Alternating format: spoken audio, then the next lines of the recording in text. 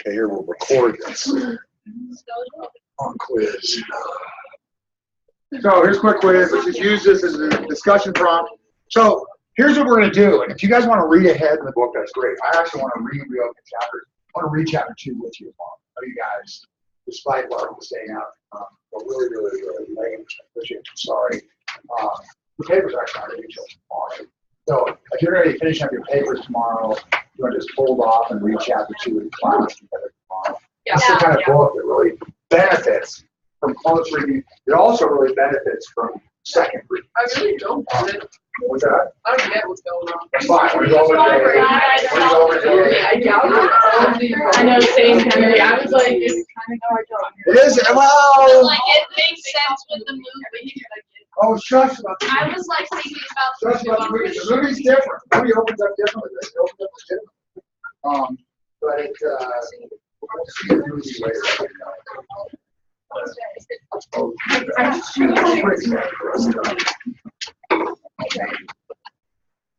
Morning, John. You're way too yesterday if you're driving my house.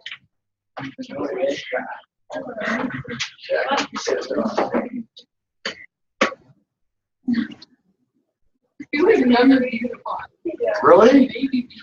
Wait, I thought this was like set in What? a An M? Do you have a writing? Why do you need that?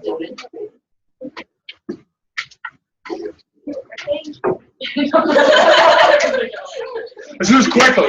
Somebody text Tyler? I just did. What do you say? Oh, good. Come on, Tyler, wake up. Wake them up. They're probably sleeping. They're probably like, Did you see it yesterday? the second question, I What's the second question? don't. What did they connect with the character? I feel like all I did is The plot. first No. one is definitely. I feel like it's Oh, wait, wait, Hi, wait. sorry. That's good. First one was Okay. Here you go, quick quiz. under your head. So, like, come on, we can't waste all the time with a stupid quiz. It should take about 3 minutes, max.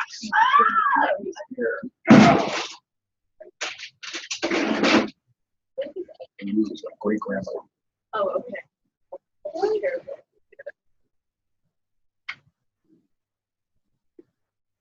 Did you just give this away?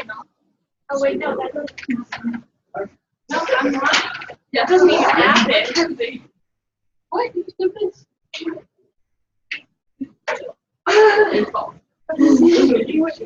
No. Oh, shucks, the movie's different. The movie opens differently. The movie is good, and we'll watch the movie, but I don't want to watch the movie until after the AP exam, because some of you guys, well, Scarlet Letters are great. We're gonna, we're gonna come I back. don't think I comprehend like anything. Okay. An answer. Well, let's see how you did on this one. If everybody bombed. Right?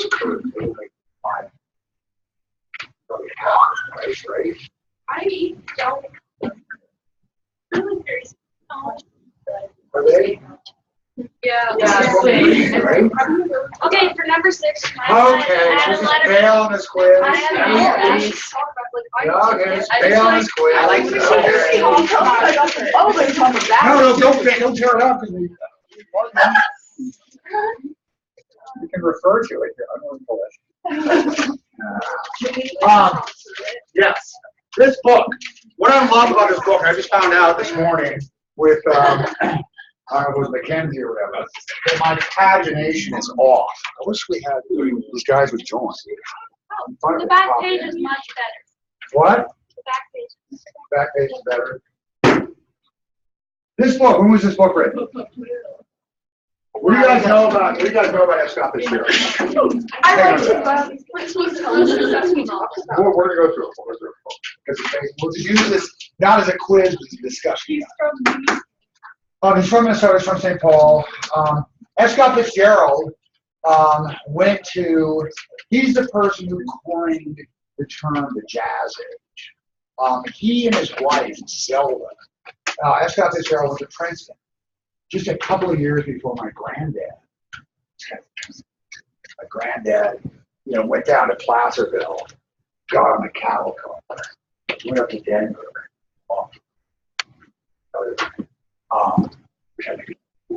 But he, good morning, Esme. Esme, you have to take the quiz because you're late. Yeah. We decided to not take a quiz, but use this as a discussion guide instead. Anyway, so Fitzgerald went to Princeton. This is in the Roaring 20s, okay? What's going on in the 1920s? When's this novel published? I'll tell you. Yes, you can look right at the book. Look at the copyright, 1925. Well, this is in the heart of what was called the Roaring 20s, or as Fitzgerald called it, the jazz age. 1925? Yeah. Yeah. It is. Did you know that he wrote a comedy called The Vegetables? Yes. That's funny. Failed. That's funny. He actually, while a student at Princeton, he wrote his first novel. It was actually a really good first novel called The Other Side of Paradise. And it was a, kind of a coming of age, but it was hugely popular. Remember, back in the day, in 1925, radio's barely coming out. There's no TV, there's no internet, there's no smartphones. People read. People like to read. And Fitzgerald's book, The Side of Paradise, kind of launched his career, made him super famous. He and Zelda were kind of the it couple in the 1920s. They were kind of like the Kanye West. What's her name? What? Sorry. I didn't mean to mention. Anyway, so Fitzgerald wrote a couple of books. He sat down to write this book. One thing I like about Gatsby is people always say, "Oh, do you think the writer really intended that?" When we talk about symbolism, or we talk about colors in the book, the role the color scheme plays, or other things. And he wrote. The neat thing is that his editor, a guy named Maxwell Perkins, he said he and Fitzgerald corresponded endlessly about. In 1922, pre-Gatsby Declaration, Fitzgerald wrote to Maxwell Perkins saying, "I want to write something new, something extraordinary and beautiful and simple and intricately patterned." And one of the neat things about it, bless you, the story is just a soap opera. It's, boy wins girl, loses girl, tries to get girl back, whatever. The story's not that great, but the intricately patterned nature of the book makes it the sort of book it's really fun to write about. It's really fun to, we talk about not just what a book means, but how that larger meaning is created, the actual text. And in this book, this very short book, we're going to have a lot of opportunities to see how all the constituent parts of the book add up to it. And Fitzgerald was very conscious of this. He was working, even as the galleys, the printed copies got ready, but still making changes, making edits.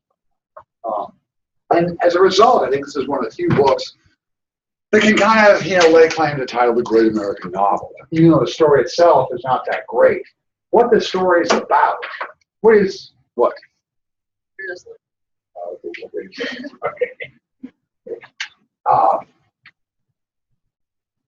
What is this book about? What's happening in the 1920s, Jack? Abolition? What's that? Abolition? The 1920s? Okay, Prohibition is huge. Prohibition is a big part of the 1920s. What is Prohibition? Oh, the outlaw. Basically banned alcohol. Now, how do they do that? The Telluride Town Council get together and say, we're going to be a dry town. No, how they do it? What? America. Yes, but how did America do it?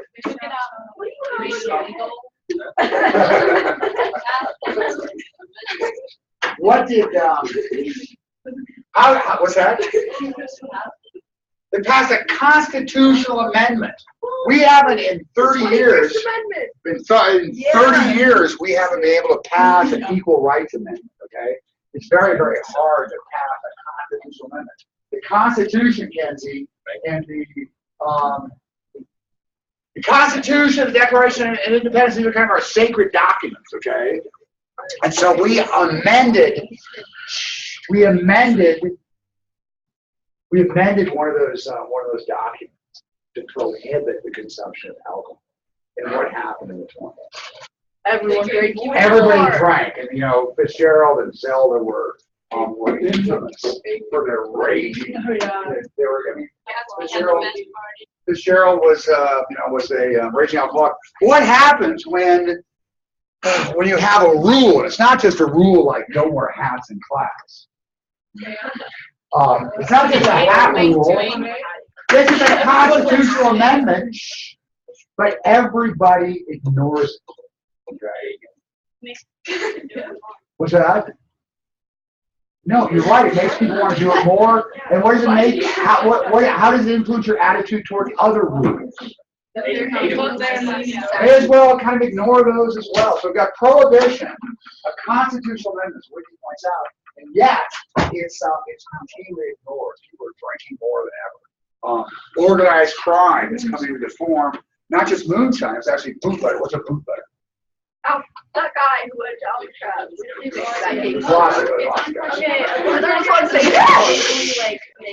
A bootlegger is somebody who either illegally makes alcohol or illegally imports alcohol. Where did the Kennedy clan get all their money? I'm guessing bootlegging now. Yes, John F. Kennedy's grandfather was a major bootlegger. He had the pipeline to Canada.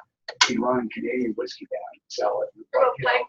It wasn't a literal pipeline. Like the Underground Railroad. Right. Like the Underground Railroad was a literal railroad, yes.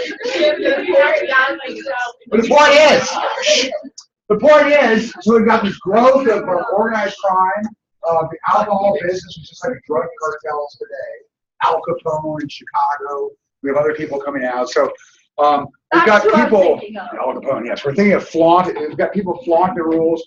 People are drinking. People are responsible. It's a wild time. Why do you suppose it's so wild? Nick said when I came back.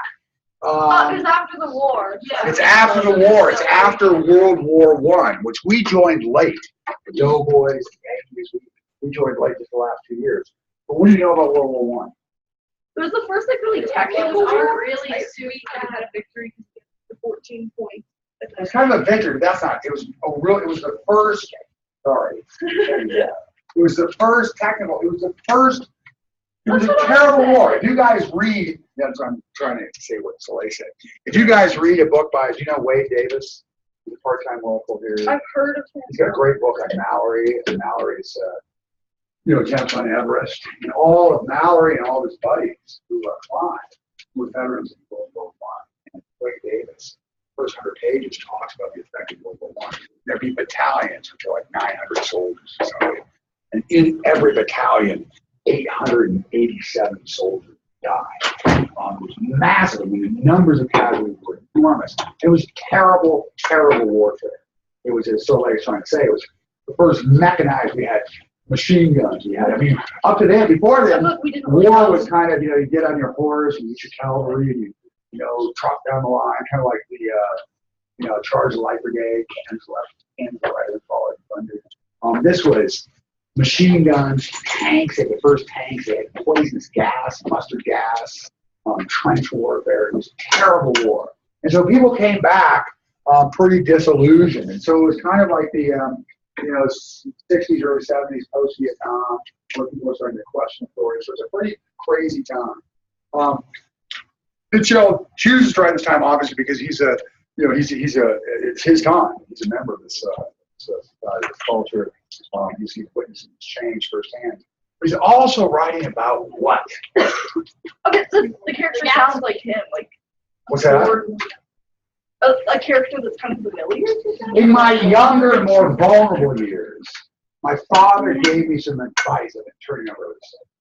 What does that tell us from the first sentence, Larkin, about Nick Carraway, our narrator?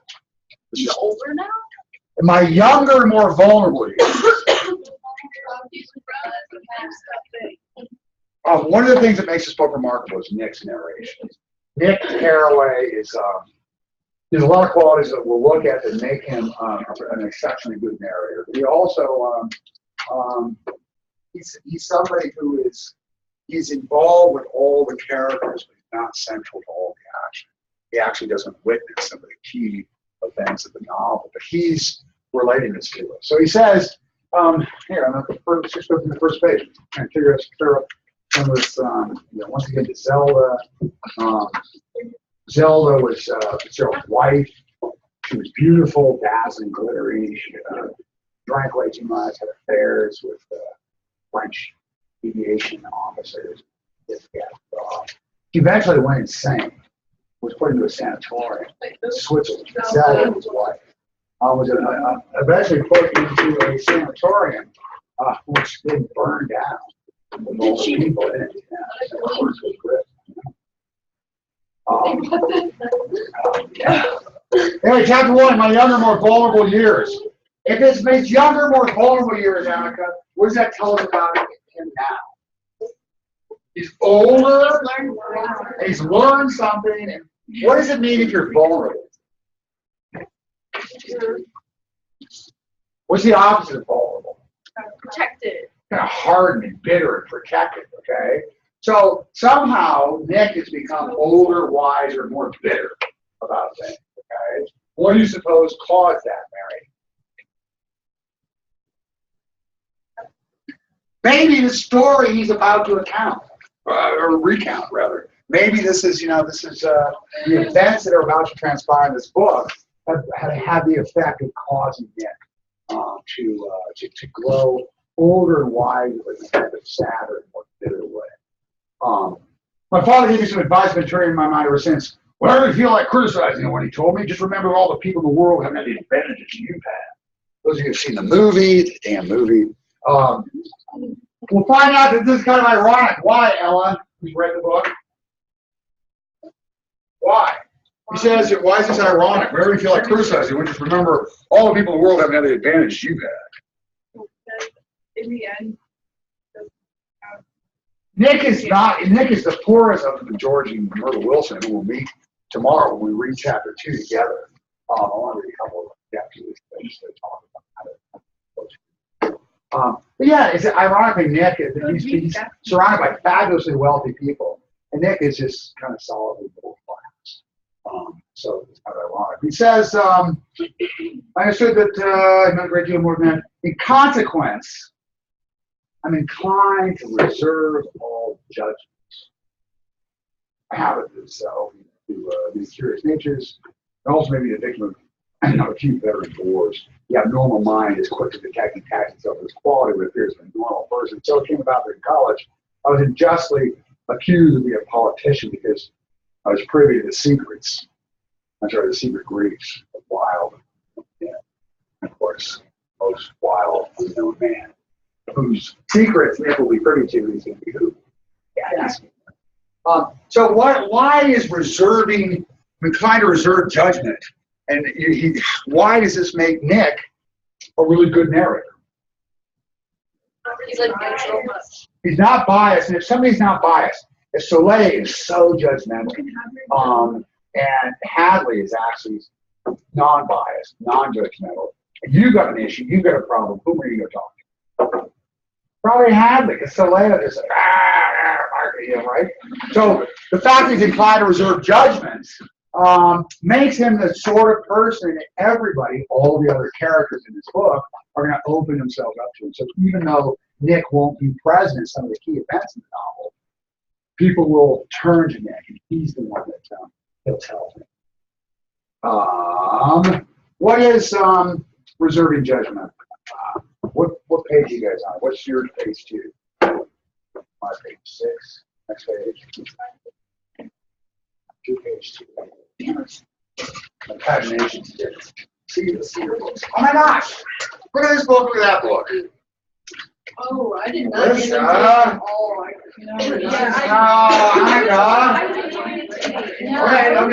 Okay. We'll get annotated in the second read. The annotators will read together. Reserving judgments is what? It's a matter of what? Isabel? What? Reserving judgments is a matter of infinite hope. Okay? I'm going to give a little spoiler here and argue that this book, if it's about anything, this book is remarkable and has a larger thing beyond the story. I think this book might be about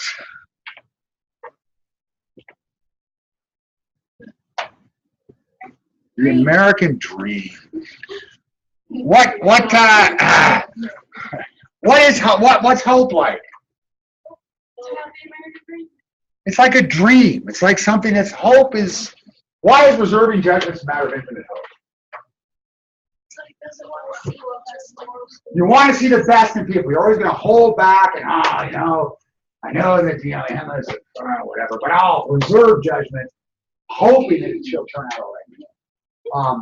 The reserving, so hope is forward-looking. Hope is future-looking. The American's dream. What is the American dream?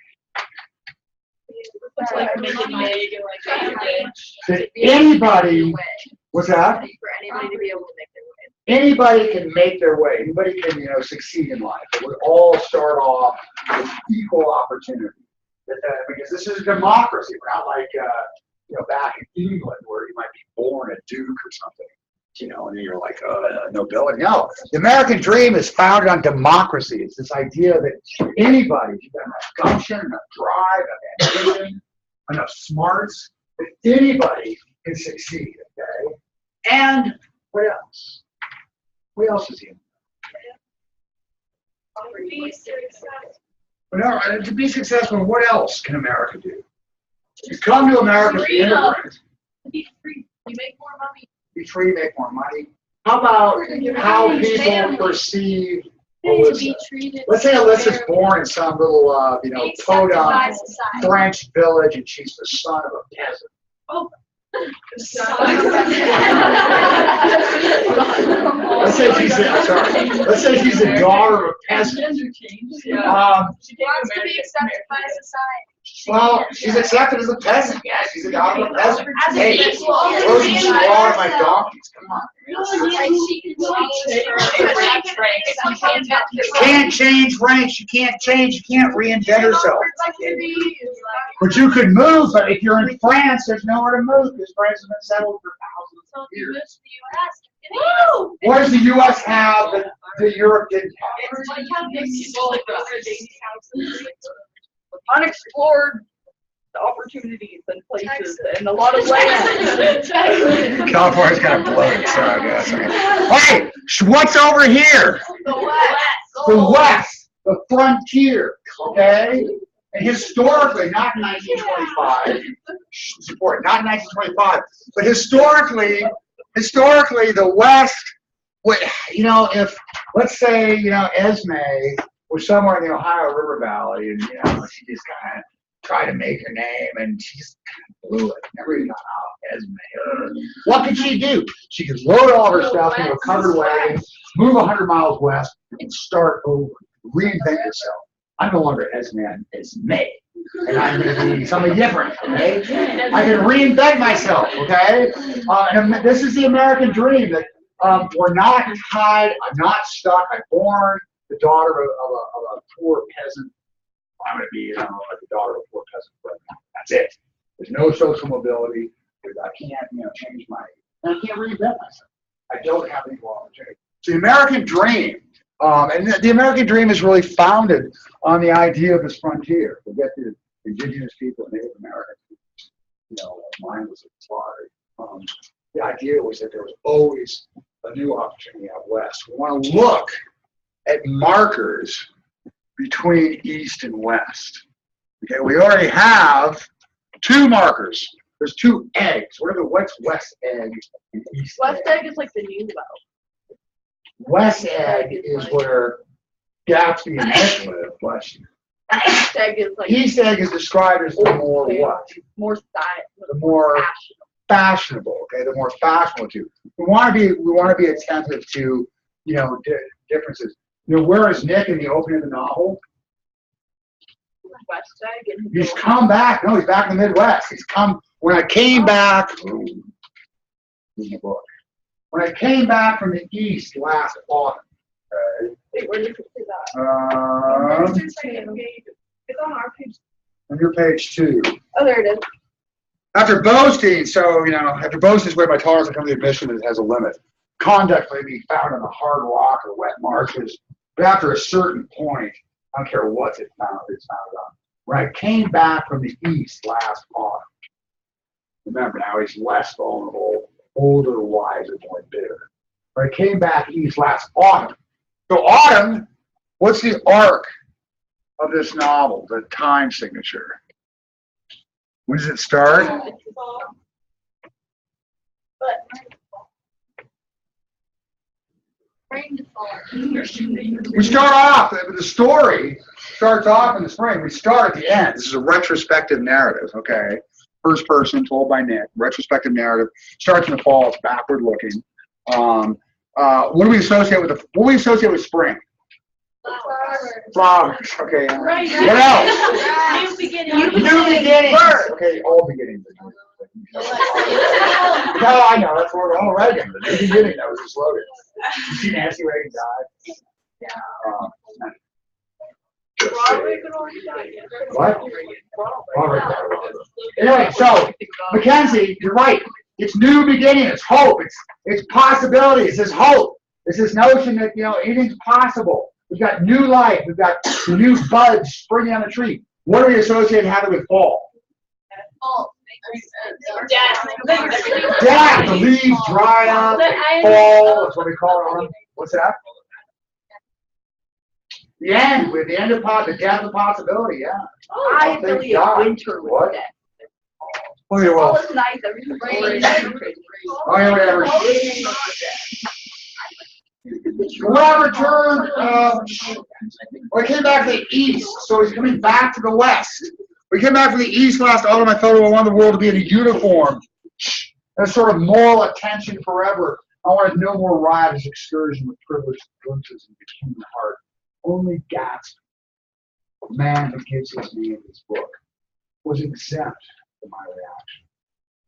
Gatsby, now this is weird. So Gatsby's the only one he's what? He doesn't judge you, but he maintains his admiration for it. Everybody else is pissing him off. Okay, only Gatsby's exempt from this negative reaction. But ironically, Gatsby does what? He represents everything for which I have an unaffected scorn. That's weird. So Gatsby, who represents everything I hate, is ironically the one character I still admire.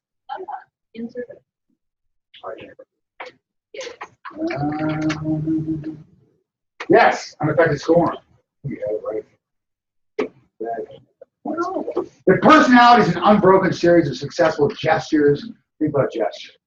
You see the word gesture highlight. And there was something gorgeous about it, some heightened sensitivity to what? To the promises of life. That sounds like the American dream, yes, okay. As if you were related to one of those intricate machines that register earthquakes 10,000 miles away. This responsiveness had nothing to do with that flabby impressionability which dignified in the name of the creative template. It was, wait for it, an extraordinary gift. For what, Rachel? You need to have your book out. Yeah, hope. So right from the start, Nick and Gatsby are connected by their capacity for hope. Okay? It was an extraordinary gift for hope, a romantic readiness such as I've never found in any other person, which is not like I shall ever find again. No, Gatsby turned out all right. Those of you who've seen the movie, please don't give away any spoilers. But we'll find out at the end that that's kind of an odd phrase to apply to Gatsby, the fact it turned out all right. We get a little backstory on Nick. Where's he from? Midwest. Midwest, St. Paul. What does his family do? Hardware. His family is in the hardware business. They're solidly middle class. They're in the mercantile. They're not fabulously rich like the Buchanans or like Gatsby. But it's kind of like they could.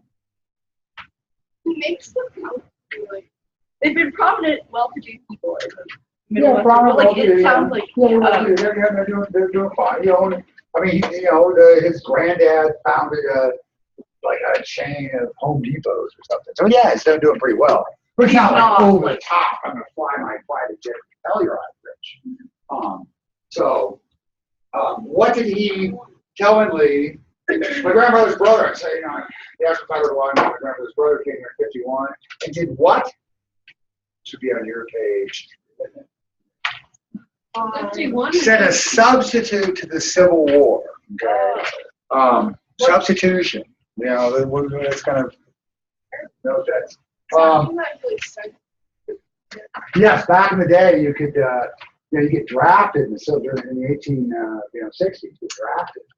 Jack gets called up, and he says, I don't want to go get my ass shot off in Manassas or something. So what does he do? He cuts a check for $300 and pays an Irishman who recently arrived. So, with this idea of sending a substitute, idea of substitution. Anyway, I graduated from New Haven in 1915. What's New Haven? No. The college. What university? What? It's Yale. Why doesn't he say I graduated from Yale? Because if you go to Yale, you can never say, oh, yes, I went to Yale. You say, oh, I was at New Haven. Why? Because you're trying to be mock humble. Yeah, but then it ends makes up you making you sound more protected. Okay. But like, it's way more like, once you find out the scale, So I graduated from New Haven. A little later, I participated in the delayed Teutonic migration. What do you mean by why delayed Teutonic migration? Not sure.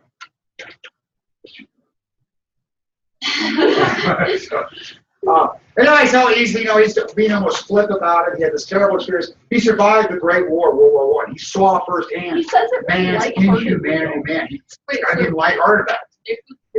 Yes, Nick was in the war. Well, let's keep telling who was in the war.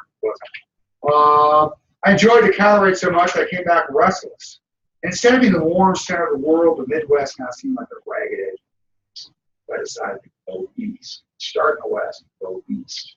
In 1992, he's going to start in the bond business. What else? We talked about prohibition, which is being roundly flouted. Drinking is illegal. Everybody drinks. We talked about World War I, this terrible, in-your-face Nancy, and this is Hemingway, whom Fitzgerald discovered. But Hemingway, part of this monster, so shell shock, but had a really hard time.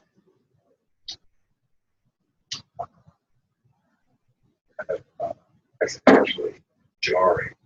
What else was going on in the 20s? One more thing. There's no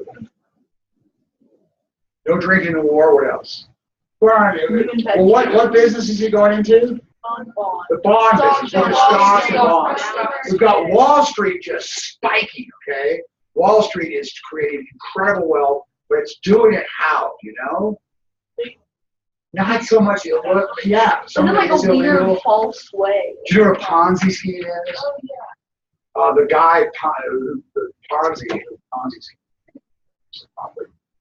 So a lot of shady stock Ponzi schemes where I get, Esme and Emma and Marie and Alyssa. $10.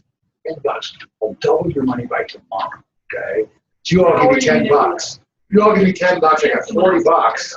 And then what I do is I talk Whitney and Annika and Kenzie and Annika into giving me $10. And then I turn around and give that $10 to you guys. You guys, whoa, this is amazing. I gave you $10 on Monday, you give me $20 on Tuesday. It's a great deal. And suddenly everybody's giving me. It's a pyramid scheme. So eventually I get a bunch of people that $1 million. No, it's not. It's what Bernie Madoff did. Bernie Madoff built a massive billion. But so there's a lot of illegal stocks. There's this sense of easy money, the shady business that goes hand in hand with organized crime. Where you see the Gatsby's involved, or don't fall asleep, you're on too much. We'll have video evidence. So he on page, 1, 2, 3, 4, 5.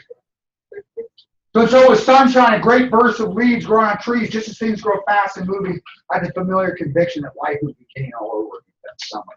Again, I'm going to reinvent myself and become this bottom salesman in New York. He buys this little cottage, or he rents this little cottage for $80 a month, right next to this huge thing. But then we get the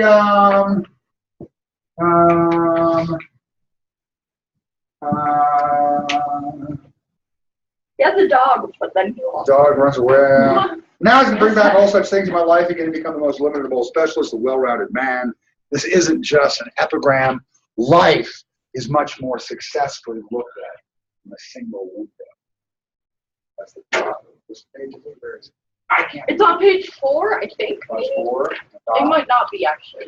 Not the top, but there's the sunshine thing.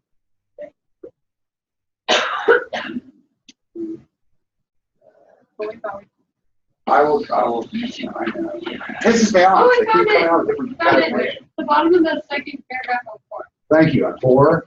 Life is much more successfully looked from a single window. After all, that's interesting. Larkin is asleep. Why? Why is that interesting? Because it reflects the narrative stance, the narrative point of view. Okay, we're looking at the story of all these different characters through a single window, through a single point of This is the first time he sees Gatsby through a window, right? view. No, No, I thought you saw one sitting in a window.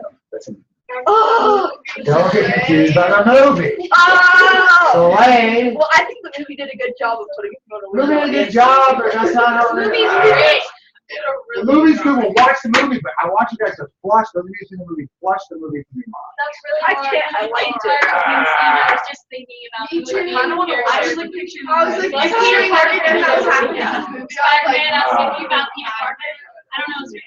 I just know him by Peter Parker. He does such a good job. So we've got West Egg.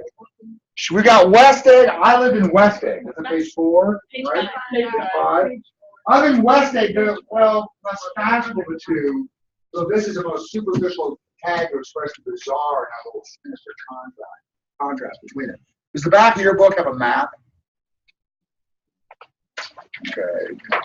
I'll draw this map. I'll draw this map tomorrow when we're talking about the vaccine. What? I feel so I don't think my house is at the very tip of the edge, only 50 yards from the sound and squeezed between two huge places that rented for 12 or 15,000 seasons. A ton of money. The one on my right was a colossal affair. You want to note this? By any standard, it was a factual imitation of some hotel de ville in Normandy, with a tower on one side, spanking new and a thin bearded bride in a marble swimming pool with more than 40 acres of lawn and garden. It was Gatsby. Or rather, as I didn't know Mr. Gatsby, it was a mansion in Atmosphere. So across the Courtesy Bay are the white palaces. Pay attention to colors: white, green, yellow, green. We're going to talk about color. The white palaces are fashionable East Egg living along the water, the history of the summer living kids. I drove over to have dinner with Tom. Daisy's my second cousin. Who I've known Tom in college. What do we know about Tom? He's not Tom's He's not. He has a mistress in New York. Yeah, we're gonna get to that. Let me see my coffee. Say not blue my today. No. Did you go somewhere to print something this morning? Oh, there it is in front of Kenzie. My bad. What do I know about Tom? He Sucks. successful. He went to college with Nick. He and Nick went to Yale together, okay? He's married to this. He's super rich. He was in Chicago. He moved a whole string of polo ponies to And he didn't make his wealth. Long Island. No, he's inherited. His money is old money. They talk about old money versus new money. You think of dollars, maybe in this book it's not. But anyway, Tom was why they came east, I don't know. They spent a year in France for no particular reason, and they drifted here and there unrestfully wherever people played polo and were rich together. This was a permanent move, said Daisy over the phone. But I didn't believe it. I had no sight in Daisy's heart. But I felt that Tom would drift on forever, seeking a little wistfully to the dramatic turbulence of some irrecoverable football. What's he thinking about? He looked He peaked in college. He was this incredible football player in college. The American dream, hope is what? If I'm hopeful, I'm looking where? Toward the what? Toward the future. Tom is stuck on what? The past. This irrecoverable football team. He's backward looking, not forward looking. Okay. He also, his enormous power of that body seemed to fill those glistening boots until he strained the top laces. You can see a great pack of muscle shifting when his shoulders moved or his thin coat. His body capable of enormous leverage. A cool body. He stands on there. This is, when Nick comes over, we talk for a few minutes on the sunny porch. What page is that on? 7, thank you. All right, nice place here, he said, his eyes flashing out restless. Remember how he takes ownership. Oh, shit, I'm already out of time. Okay, we're gonna start with paralyzed with happiness tomorrow. Okay. Should we just like really do it? No, recycling. Or you can put them in your book as a, yeah. So no reading for tomorrow. Pay what you do tomorrow. We'll see you then. Somebody called Ty. What? I tried. I was Yeah. late. I was looking for Your my training is out. You and Larkin. Yeah, sorry. Let me stop recording this. Just a second.